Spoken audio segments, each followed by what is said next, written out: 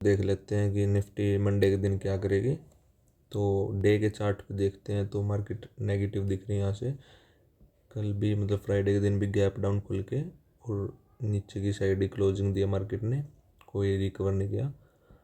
तो सिंपली अगर देख लेते हैं मंडे के दिन क्या कर सकती है मार्केट।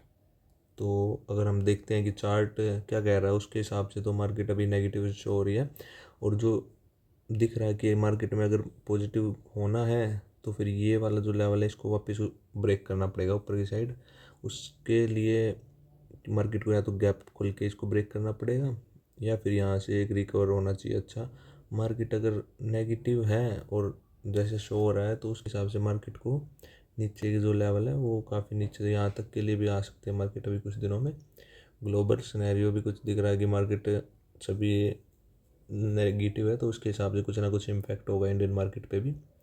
तो एक बार चार्ट के हिसाब से देख लेते हैं क्या लेवल से निकल के आ रहे हैं हमारे और किस हिसाब से हमें काम करना है मंडे के दिन। तो अगर हम 15 मिनट पे देखते हैं चार्ट को तो देखिए जो सिंपल जो लेवल है मैं आपको बता देता हूँ। ये जो पॉइंट है इसको तो मार्केट ने अगर पॉजिटिव होना है तो ब्रेक करना पड़ेगा।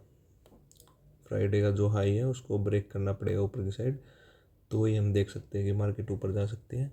ये थोड़े कम चांसेस है बट फिर भी देख लेते हैं। अगर मार्केट इसको ब्रेक करती है, इन इन जोन को जो ब्रेक करती है मार्केट, एक सेकंड इसको एक जोन के हिसाब से देखेंगे क्यों अभी मार्केट हम इतनी जल्दी एकदम से ऐसे नहीं कर सकते कि कल मार्केट गिर रही थी और आज हम बाइंग की ट्रेड ले लें।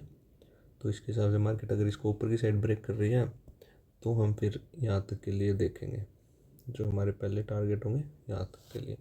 बट ये थोड़ा मुश्किल है, ये मार्केट गैप अप खुले और उसके बाद फिर ऊपर जाना स्टार्ट करें, यहाँ कहीं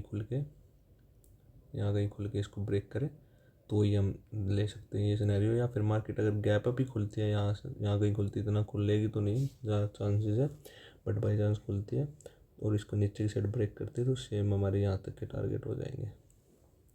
ये भी मैं आपको बता देता हूँ, एक सेकेंड।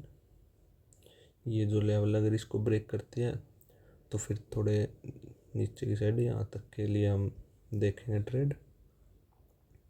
मतलब अभी 2-3 दिन मार्केट हो सकता है कि अच्छी खासी मार्केट में सेलिंग आए बट हमें देखना है कि हम किस पॉइंट पे बाइंग कर रहे हैं, किस पॉइंट पे हम सेल कर रहे हैं।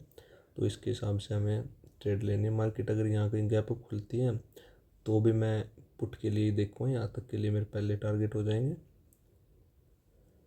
और जो सेकंड टारगेट है वो इसके मिडल तक, मतलब यहाँ पे मैं कुछ क्वांटिटी बुक कर लूँगा। अगर मार्केट इसको भी क्रॉस कर रही है कुछ क्वांटिटी फिर यहाँ बुक कर लूँगा, कुछ के यहाँ के लिए वेट करूँगा।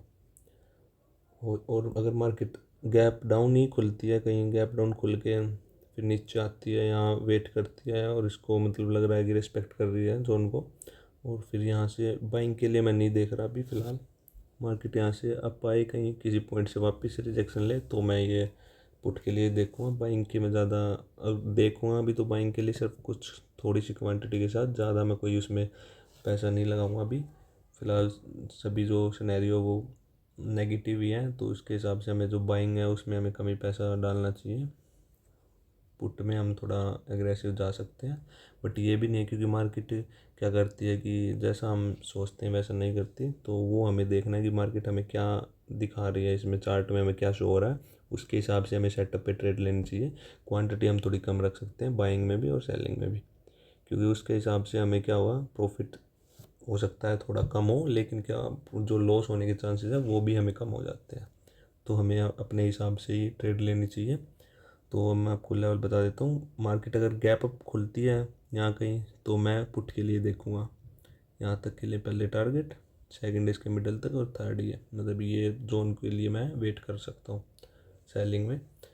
मार्केट अगर गैप डाउन ही खुलती है किसी इस पॉइंट पे, कहीं यहाँ गैप डाउन खुल रही है तो देखूँगा अगर थोड़ा सा ऊपर आती है मार्केट तो या मैं इस पॉइंट पे एक सेलिंग के लिए फिर प्लान करूँगा। मेरे टारगेट ये होंगे।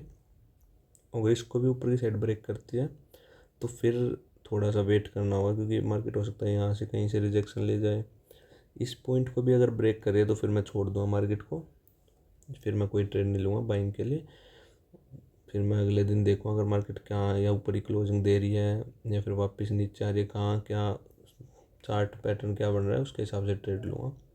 अगर मार्केट यहीं कहीं फ्लैट खुलती है और थोड़ी देर ऊपर जा गए या कहीं ऐसे इस पॉइंट को ब्रेक करती है, इस जोन को, तो फिर मेरे टारगेट ये होंगे। सिंपल रखना है मार्केट को, क्वांटिटी थोड़ी कम रखनी है। और लाइक शेयर सब्सक्राइब कर दीजिए। काफ़ी दिनों बाद वीडियो डाली, अब मैं कोशिश करूँगा कि डेली वीडियो अपलोड हो। Thank you.